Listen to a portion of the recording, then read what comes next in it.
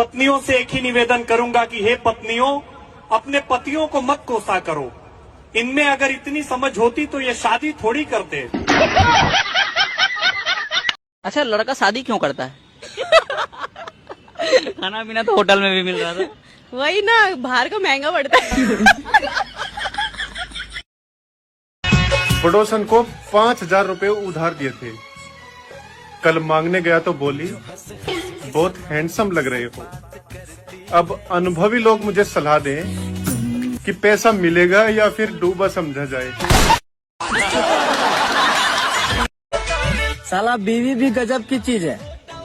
सबको पता होता है कि लाने के बाद जिंदगी झंड होगा, फिर भी साले सब खुशी खुशी लाते हैं।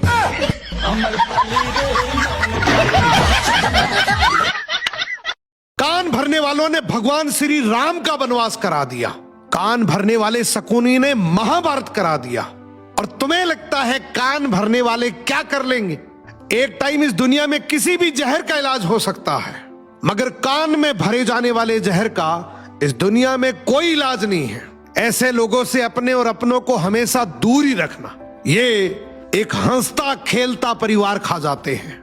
अगर आप एक बच्चे के हाथ में गोल्ड दे दो तो वो उसको खिलौना समझ के खेलेगा और फेंक देगा, लेकिन वही गोल्ड अगर आप एक ज्वेलरी शॉप पे दोगे तो वो उसकी कदर करेगा और उसे लाखों में बेच देगा। मोरल ऑफ द स्टोरी, अभी आपके पास गोल्ड जैसा टाइम है, फिर भी आप उस टाइम को वेस्ट कर रहे हैं, जिसे आप ढंग से मैनेज करके पूरी जिंदगी बदल सकते हैं। इस दुनिया में सबके पास 24 घंटे होते हैं, लेकिन क्यों कुछ लोग मिलीनियर बन जाते हैं और बाकी लोग किस्मत को कोसते रहते हैं। एक बार एक कुत्ते और गधे की शर्त लगी कि जो दौड़कर पहले पहुंचेगा वो सत्ता के सिंहासन पर बैठकर राज करेगा।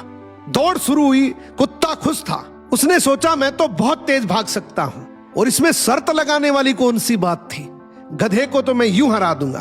दोनों ने दौड़ लगानी शुरू कर दी, पर उस कुत्ते को क्या मालूम कि हर गली नुक्कड़ पर उसे दूसरे बहुत से कुत्ते मिलेंगे जो उसे आगे नहीं जाने देंगे।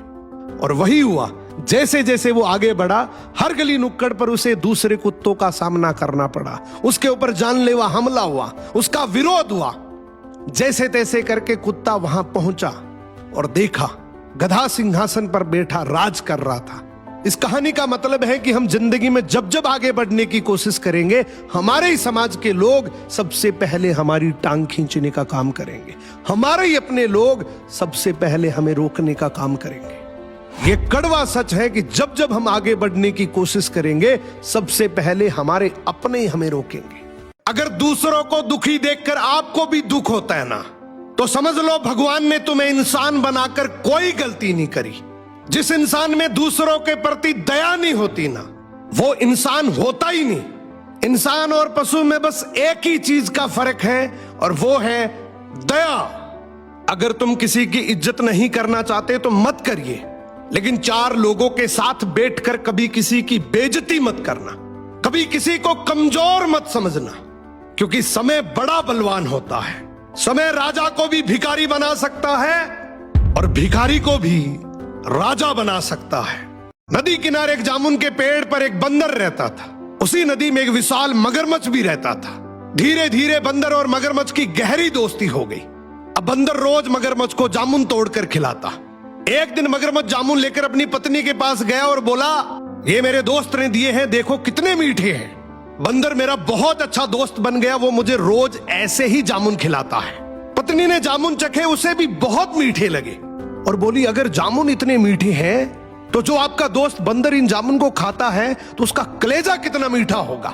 मुझे नहीं पता, मुझे कैसे भी करके इस बंदर का कलेजा चाहिए। अगले दिन मगरमच्छ बंदर के पास गया और बोला, बंदर भाई तेरी भाभी तुझे बहुत याद कर रही है। कल रात मैंने तेरी मेरी दोस्ती का जिक्र किया, वो बोल रही है कि अगर इतना अच्छा दोस्त है तो मुझे भी मिलाओ। एक काम कर, आज तू मेरे साथ चल, आज की पार्टी वहीं करेंगे। बंदर बेचारा भरोसा करके तुरंत छलांग लगाकर मगरमच्छ की पीठ पर आ गया और बोला, चलो आज का खाना भाभी के हाथ का ही खाएंगे। अब बीच समुद्र मगरमच्छ ने अपनी सच्चाई उगल दी और बोला, बंदर भाई बात असल ये है कि तेरी भाभी तेरा कलेजा खाना चाहती है, इसीलिए मैं तेरे को लेकर जा रहा हूं। बंदर डर गया लेकिन घबराया नहीं। वो हंसकर बोला, भाई बस इतनी सी बात, अगर यही बात थी तो पहले बोलता ना, मैं तो कलेजा पेड़ पे ही छोड़ आया। अब तेरे जैसा नीडर दोस्त है तो कलेजा किसको चाहिए? चलो वापस कलेजा लेकर आते हैं। पहले ही बोल देता यार। अब मगरमच्छ भी बंदर की बात में आकर वापस घूम गया और जैसे ही नदी किनारे पेड़ के पास गया, बंदर तुरंत छलांग लगाकर पेड़ पर चढ़ गया और बोला, जा रे धोखेबाज, मैंने तेरे को दोस्त माना, तेरे पे भरोसा किया और तू इतना बड़ा धोखेबाज निकला। मगरमच्छ शर्मिंदा होकर वहां से चला गया कि आजकल दुनिया में कदम कदम पर धोखा है। अगर संभल कर चलना नहीं सीखा तो कभी न कभी किसी न किसी धोखे के शिकार हो जाओगे। एक राजा था जो बूढ़ा हो चुका था। उसकी कोई संतान नहीं होने के कारण वो बहुत दुखी रहने लगा। सोचता, मैं तो बूढ़ा हो गया, अब ये राजगद्दी कौन संभालेगा? अब कौन मेरी प्रजा का नेतृत्व करेगा? एक दिन राजा ने एक बैठक बुलाई और उनमें से 4 नौजवानों को चुना और बोला, तुम चारों को मैं ये 4 बीज दे रहा हूं। अगले 30 दिनों में जो सबसे अच्छा पौधा बनाकर लाएगा उसको राजा बना दिया जाएगा। चारों बीज लेकर अपने अपने घर गए।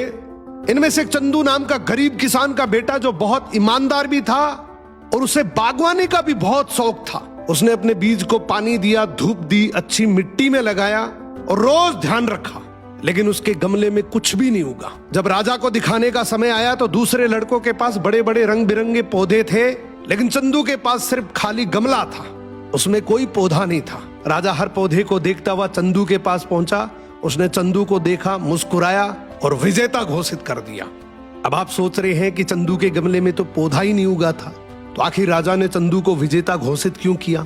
दरअसल राजा ने जो 4 बीज दिए थे वो उबले हुए थे, जो पौधा बनने के योग्य नहीं थे।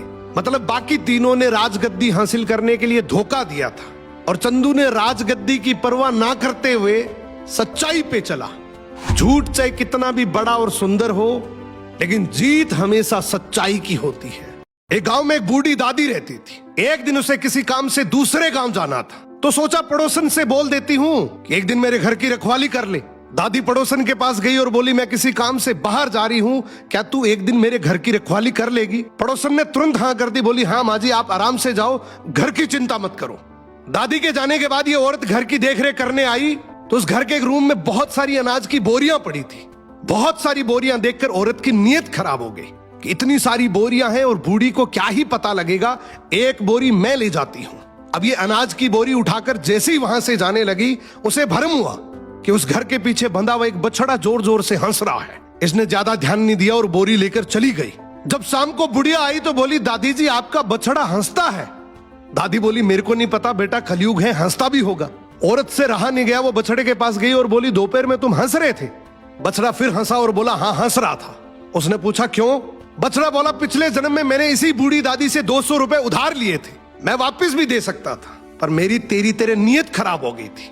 मैंने भी सोचा बुढ़िया है, मेरा क्या ही उखाड़ लेगी। एक दिन अचानक से मेरा समय पूरा हो गया, मेरी मृत्यु हो गई। जब भगवान के घर गया तो भगवान ने कहा कि तुम्हारा 200 रुपए का कर्जा बाकी है, तुम दे भी सकते थे फिर भी नहीं दिए, तुम्हारा मोक्ष नहीं होगा। और भगवान ने मुझे गाय का बछड़ा बनाकर इसके घर में पैदा किया।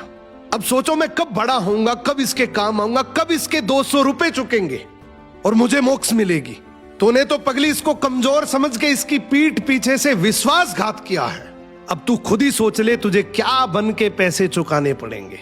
औरत को सब कुछ समझ आ गया और उसको अपनी गलती का एहसास हो गया। वो भागकर बूढ़ी दादी के पैरों में गिर गई और सारी बात बताई और बोली, दादी जी मेरे से गलती हो गई, मुझे माफ कर दो। दादी ने भी बड़ा दिल करके बोला, बेटा सुबह का भूला शाम को घर आ जाए तो वो भूला हुआ नहीं है, कोई बात नहीं, तेरे से ये गलती हो गई। सबसे अच्छी बात है कि तूने अपनी गलती को खुद ही मान लिया। तेरे से जैसे धीरे धीरे बने तो इस अनाज की बोरी के पैसे दे देना। दोस्तों ये कहानी भले ही काल्पनिक हो, लेकिन एक बात बिल्कुल सच है, अगर तुमने किसी का हक खाया है तो इस जन्म में नहीं तो अगले जन्म में भी चुकाना पड़ेगा। एक तालाब में बहुत सारी मछलियां रहती थी। एक साल उस एरिया में बारिश नहीं होने की वजह से तालाब का पानी कम होने लगा और धीरे धीरे इतना कम हो गया कि अब उस तालाब में मछलियों का सरवाइव करना भी मुश्किल हो गया। सारी मछलियां बोलने लगी, अब तो सब कुछ खत्म हो गया, अब तो हमारा मरना तय है। लेकिन एक छोटी मछली चुप रही, धीरे से बोली, मुझे लगता है शायद बारिश फिर से आएगी।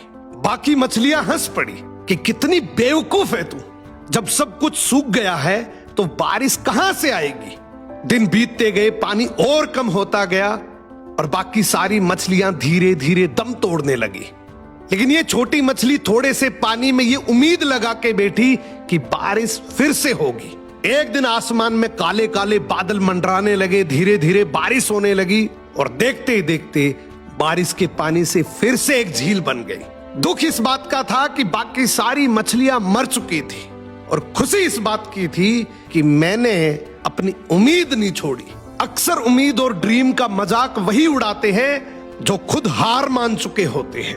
आज अगर तुम किसी भी परिस्थिति से गुजर रहे हो, मगर एक बात याद रखना, कभी हार मत मानना।